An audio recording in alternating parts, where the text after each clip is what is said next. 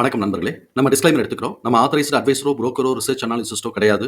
நம்ம இங்க பேசக்கூடியது எல்லாமே தகவலா மாத்திரமே பார்க்கப்பட வேண்டும். இது யாருக்கும் முதலீடு சம்பந்தமாகவோ, பங்குகள வாங்கவோ, விற்கவோ நம்ம எந்த ஆலோசனையும் கொடுக்கப்படல.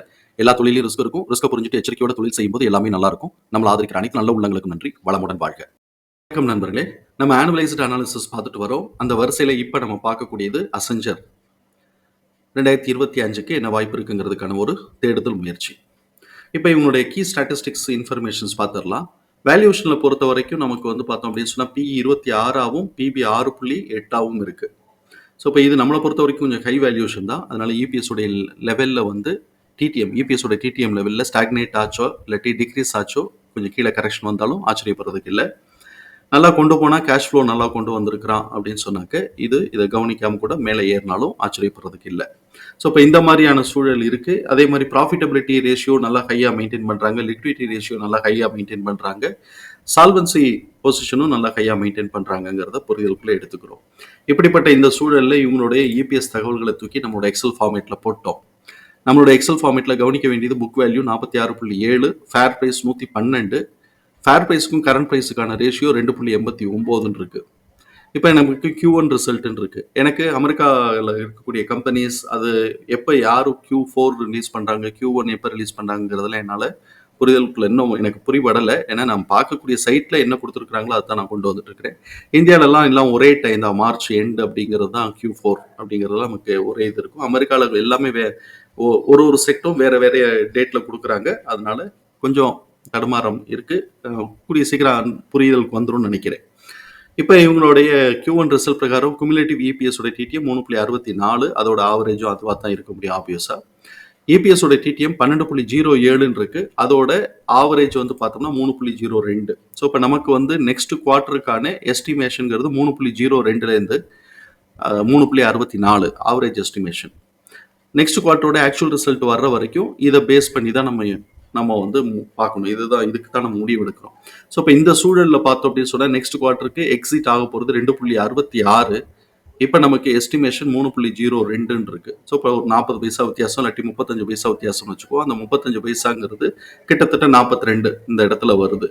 இவனை பொறுத்த வரைக்கும் என்ன ஆகுது, நமக்கு ₹1 26 கொடுக்குறான். அதில் பாதி தான் அப்படின்னு சொன்னால் ஒரு ₹13 தான் இன்க்ரீஸ் ஆகும். ப்ரீவியஸ் ஹைட்லேருந்து ஒரு ₹13 அவ்வளோதான் இன்க்ரீஸ் ஆகும் அப்படின்னு நம்ம கணக்கு வச்சுக்கிறோம். இப்போ நமக்கு வந்து ஒரு 2வது குவார்ட்டர் 3வது குவார்ட்டர்லாம் ஆக்சுவல் ரிசல்ட் கொஞ்சம் கூட கொடுத்தா அப்படின்னு சொன்னால் ₹12.88 தாண்டி போகிறதுக்கான வாய்ப்புகள் இருக்குது.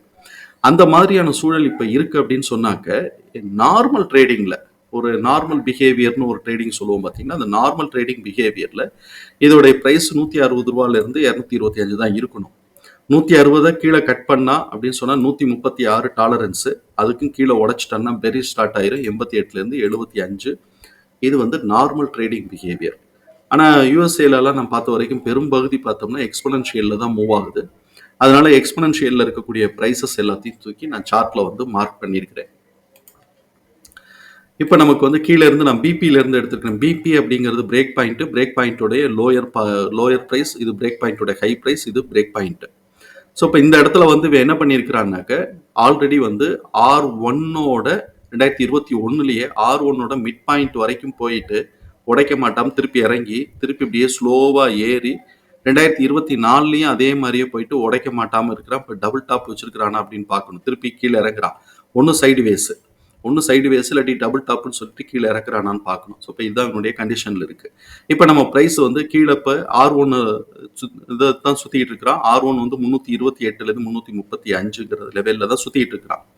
இப்போ கீழே இறங்கினா அப்படின்னு சொன்னாக்க பிரேக் பாயிண்ட் ஜோன் வந்து பிரேக் பாயிண்ட்டுடைய ஹை 262லேருந்து 268, பிரேக் பாயிண்ட் 205லேருந்து 210, பிரேக் பாயிண்ட்டுடைய லோ 157லேருந்து 161. சப்போஸ் கீழே வந்து இந்த பாயிண்ட் பிரேக் பாயிண்ட் ஹைலியா சப்போர்ட் எடுக்கணும். அப்படி இல்லை அப்படின்னு சொன்னால் கீழே பிரேக் பாயிண்ட் லோ வரைக்கும் வந்தாலும் ஆச்சரியப்படுறதுக்கு இல்லைங்கிறத புரிதலுக்குள்ள எடுத்துக்கிறோம். இவன் பாசிட்டிவ் ட்ரெண்டு கொடுத்துட்டு சப்சிக்வெண்ட்டாக செகண்ட் குவார்ட்டருக்கும் பாசிட்டிவ் ட்ரெண்டு கொடுத்துட்டான் அப்படின்னு சொன்னோம்னு வச்சுக்கோங்களேன், சூப்பராக இவன் மேலே ஏறுவான். சரி, மேலே ஏறுறான்னு வச்சுக்குவோம். R1 வந்து 328லேருந்து 335, ஆல்ரெடி வந்து R1 R2ஓட மிட் பாயிண்டான 404லேருந்து 413ங்கிற ரேஞ்சுக்கு இவன் போயிருக்கிறான். இப்போ இதை உடைக்கும் போது R2 வந்து 492லேருந்து 500, R2 வந்து 492லேருந்து 502, சரி R2 492 இருந்து 502. இப்ப இவனோட இது பார்த்தோம் அப்படின்னு சொன்னோம்னா mid point to mid point ஏறானோன்னு ஒரு ஃபீல் இருக்கு. அதனால R2 உடைச்சான் அப்படின்னு சொன்னாக்க அடுத்து நம்ம கவனமா இருக்க வேண்டியது R2க்கும் R3க்கும் நடுவில் இருக்கக்கூடிய மிட் பாயிண்ட் 592 இருந்து 602. அதை உடைச்சு போனான்னா R3 704 இருந்து 716. இது ஒரே வருஷத்திலேயே R3 வரைக்கும் போவானான்னு சொல்ல முடியாது. போனாலும் போகலாம். பட் நம்ம வந்து உஷாரா இருக்க வேண்டியது இந்த மிட் பாயிண்ட் உடைக்க மாட்டாம சுத்துறாங்கிறதுனால இந்த மிட் பாயிண்ட் வரைக்கும் மேலே ஏறினாலும் ஆச்சரியப்படுறதுக்கு இல்லைங்கிறத புரிதலுக்குள்ள எடுத்துக்கிறோம்.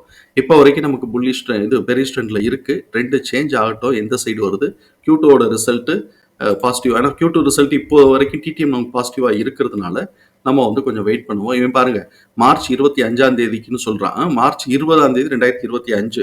இன்னும் ஒரு 3 நாள்ல Q3 ரிசல்ட் வரப்போகுது. அதனால அது வரட்டும். நம்ம திருப்பி ஒரு அப்டேட் பண்ணிடுவோம். ரிசல்ட் வந்ததுக்கு பிறகு பிரைஸ் எங்க இருக்கு அப்படிங்கிற மாதிரி ஒரு சின்ன அப்டேட் பண்ணிக்குவோம். தகவல் பயனுள்ளதா இருக்கும் நம்பரே. தகவல் பயனுள்ளதா இருக்கும். இப்ப இவன் வந்து ரிசல்ட் வரும்போது அப்டேட் பண்ணிக்குவோம். இவன் பாசிட்டிவா இப்ப இருக்கிறதுனால இந்த இடத்துல சப்போர்ட் எடுத்துட்டு பாசிட்டிவ் ரிசல்ட் கொடுத்தான்னாக்க கரெக்டா 347 உடைச்சான் அப்படின்னு சொன்னா இதை உடைச்சு மேல போறதுக்கான வாய்ப்புகள் இருக்குங்கிறது நம்மளுடைய புரிதல். தகவல் பயனுள்ளதா இருக்கும் நம்பரே. தகவல் பயனுள்ளதா இருந்ததுன்னா சங்கருக்கு ரொம்ப சந்தோஷம். நம்மளை ஆதரிக்கிற அனைத்து நல்ல உள்ளங்களுக்கும் நன்றி. வளமுடன் வாழ்க. நன்றி நண்பர்களே.